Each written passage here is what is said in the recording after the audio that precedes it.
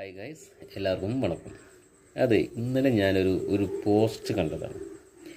ഒരു റോഡ് നല്ല റബ്ബറൈസർ ചെയ്ത് വെച്ച് നല്ല വൃത്തിയായ റോഡ്, പുതിയ ടാറിങ്ങൊക്കെ എല്ലാം കഴിഞ്ഞ് റബ്ബറൈസറൊക്കെ ചെയ്ത് വൃത്തി ആയിട്ടുള്ള റോഡ്. അതിൻ്റെ സൈഡിൽ ഒരുപാട് വലിയ പൈപ്പ് ലൈൻ ഇറക്കിയിട്ടുണ്ട്.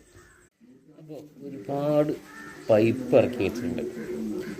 അത് എന്തിനാണെന്ന് ചോദിച്ചാൽ അറിയില്ല എന്തിനാണ് ഇറക്കിയത്. എന്തായാലും ഒരു പൈപ്പ് ലൈൻ വലിക്കാനാണല്ലോ. അപ്പോൾ റോഡ് ടാറിട്ട് കഴിഞ്ഞ് റബ്ബറൈസർ ഇട്ട് എല്ലാം സെറ്റാക്കി. അപ്പോൾ ഇനി അടുത്തൊരു കർമ്മം എന്ത് പറഞ്ഞാൽ, ആ റബ്ബറൈസർ ഇട്ട റോഡ് വെട്ടിപ്പൊളിച്ച് എരപ്പാക്കിയിട്ട് പോയിട്ട് പൈപ്പ് ലൈൻ ഇടാന്നുള്ളൊരു വസ്തുതയിലാണ് അവിടെ കൊണ്ടിറക്കിയത്. അപ്പോൾ ഇവർക്ക് ഈ പൈപ്പ് ലൈൻ കഴിഞ്ഞിട്ട് ടാറിട്ടാൽ പോരെ, അതോ ടാറിട്ട് റബ്ബറൈസറൊക്കെ ചെയ്ത് വെച്ചിട്ട് ആ നല്ല വൃത്തിയുള്ള റോഡ് കീറി മുറിച്ച് എരപ്പാക്കിയിട്ട് കുണ്ടും കുഴിയും വാഹനങ്ങൾ വന്ന അപകടത്തിൽപ്പെട്ട് അങ്ങോട്ടും ഇങ്ങോട്ടും നാശം പിടിച്ച് എന്താ പറയുക, നശിച്ചു പോകാൻ വേണ്ടി കീറിടാനാണോ പൈപ്പ് ലൈൻ ഇറക്കി വെച്ചത്?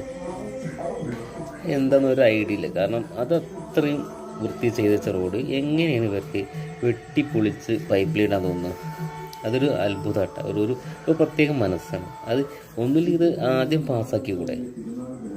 ഫസ്റ്റ് ഈ പൈപ്പ് ലൈൻ എല്ലാ അറ്റകുറ്റപ്പണികളും എല്ലാം പുതിയത് ഇടാളോടത്തും എല്ലാം കഴിഞ്ഞിട്ട് റോഡ് ടാറിട്ട് റബ്ബറൈസർ ചെയ്താൽ പോരെ? ഇതത് ചെയ്യില്ല. ആദ്യം റബ്ബറൈസർ കഴിഞ്ഞിട്ട് വീണ്ടും വെട്ടിപ്പൊളിക്കാൻ വേണ്ടിയിട്ട് പൈപ്പ് ലൈൻ എന്നുള്ള പേരിൽ നാശാക്കാൻ റോഡ്.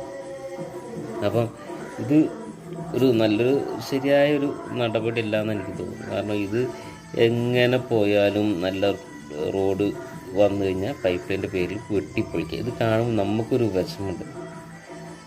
ഇത് എന്തൊരു കഷ്ടമാണ്. നല്ല വൃത്തിയുള്ള റോഡ് പൈപ്പ് ലൈൻ്റെ പേരിൽ പിറ്റേത് വന്ന് JCB എന്തെങ്കിലും വെച്ച് മാന്തി ഏച്ചപ്പാക്കി പോകും.